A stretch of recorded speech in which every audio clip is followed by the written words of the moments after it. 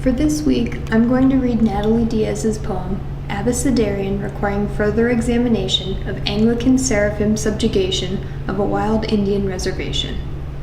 For those of you who don't know, an abecedarian is a type of poem that follows alphabetical order. Typically, the first line begins with the first letter of the alphabet, and each line following it progresses through to the last letter of the alphabet. To accompany my reading of the poem, I created a slideshow featuring each letter and an image relating to the word that begins each line.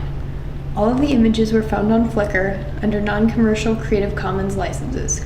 So, without further ado, Abecedarian, requiring further examination of Anglican seraphim subjugation of a wild Indian reservation, by Natalie Diaz. Angels don't come to the reservation. Bats, maybe, or owls, boxy mottled things. Coyotes, too. They all mean the same thing, death. And death eats angels, I guess, because I haven't seen an angel fly through this valley ever. Gabriel? Never heard of him. Know a guy named Gabe, though.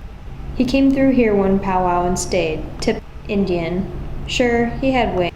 Jailbird that he was. He flies around in stolen cars.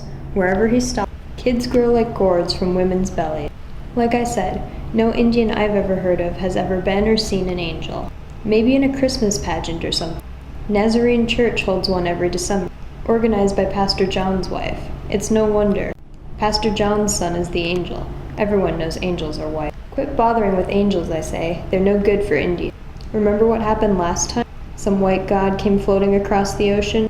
Truth is, there may be angels, but if there are angels, up there, living on clouds or sitting on thrones across the sea wearing velvet robes and golden rings, drinking whiskey from silver cups, we're better off if they stay rich and fat and ugly exactly where they are, in their own distant heaven. You better hope you never see angels on the res. If you do, they'll be marching you on Zion or Oklahoma or some other hell they've mapped out for us.